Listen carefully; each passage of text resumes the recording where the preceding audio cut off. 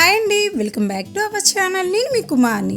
ఈరోజు మన కిచెన్లో అటుకుల మిక్చర్ని 10 నిమిషాల్లోనే చాలా ఈజీగా ఎలా ప్రిపేర్ చేసుకోవాలి అనేది చూపిస్తున్నాను. బయట కొనే వాటి కన్నా ఇంట్లోనే తక్కువ డబ్బులతో ఇలా ఈజీగా ప్రిపేర్ చేసుకోండి. పిల్లలకి బ్రేక్ బాక్స్ కింద, ఈవినింగ్ టైంలో స్నాక్స్ కింద పెట్టారంటే పిల్లలు ఫటాఫట్ తినేస్తారండి. ఇక లేట్ చేయకుండా ఎలా చేయాలనేది చూసేద్దాము. అటుకుల మిక్చర్ కోసం ముందుగా స్టవ్ మీద కళాయి పెట్టుకొని ఇందులో డీప్ ఫ్రైకి సరిపడా ఆయిల్ ని వేసుకోవాలి. ఈ ఆయిల్ అనేది బాగా మరగాలండి. ఇలా మరిగిన ఆయిల్లో డైరెక్ట్ వేయకుండా ఇలా జల్లెన్ని ఇలా స్టిక్ తో పట్టుకొని ఈ ఆయిల్లో ముంచి కొన్ని అటుకుల్ని ఇలా ఇందులో వేసుకొని ఇలా వేపుకోవాలి. చూడండి, ఇలా వేపుతుంటే ఎలా పొంగుతున్నాయో. వీటిని ఈ ఆయిల్ అంతా కూడా పోయాక వీటిని ఒక పళ్ళెంలో కానీ లేదంటే ఒక గిన్నెలో కానీ వేసుకోవాలి. ఇప్పుడు మీకు మంచి టిప్ చెప్తాను చూడండి.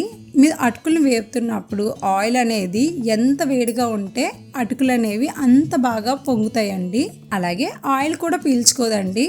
ఒకవేళ ఆయిల్ అనేది వేడి లేకపోతే అటుకులు అనేవి ఆయిల్ని పీల్చేసుకుంటాయి. కాబట్టి అటుకుల్ని వేపే ముందు ఆయిల్ అనేది వేడిగా ఉండాలి. ఇలాగే మిగిలిన అటుకుల్ని కూడా ఇలా వేపుకోవాలి. అలాగే ఈ ఆయిల్లో కొన్ని కార్న్ఫ్లెక్స్ ని కూడా వేసుకొని ఇలా ఆయిల్లో వేపుకోవాలి. ఇలా వేగిపోయిన వీటిని ఈ అటుకులు వేసిన పళ్ళెంలో వేసుకోవాలి. అలాగే కొన్ని వేపిన శనగపప్పును కూడా ఈ జల్లెల్లో వేసుకొని ఇలా వేపుకోవాలి.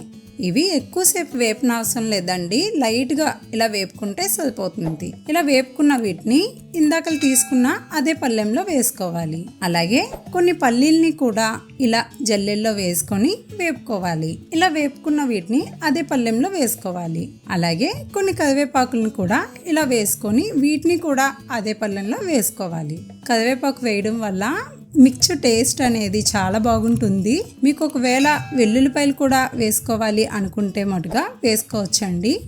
నేనైతే వేయట్లేదు. ఇలా వేపుకున్న వీటన్నిటినీ కూడా ఇలా తీసుకొని ఇందులో రుచికి సరిపడ ఉప్పు, రుచికి సరిపడ కారం కూడా కొంచెం వేసుకోవాలండి. మీకు ఎంత సరిపోతుందో అంత వేసుకోండి. ఇలా మొత్తం అంతా కూడా ఈ మిక్చర్లో వేసుకొని అంతా కలిసేటట్లుగా కలుపుకోవాలి.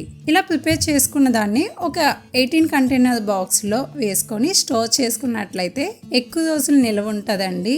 అలాగే వీటిని పిల్లలకి బ్రేక్ బాక్సుల కింద, నెక్స్ట్ ఈవినింగ్ టైంలో స్నాక్స్ కింద పెట్టారంటే పిల్లలు ఫటాఫట్ తినేస్తారు. తక్కువ డబ్బులతోటే ఇంట్లోనే ఇలా ఈజీగా చేసుకోవచ్చు. చాలా బాగుంటుందండి.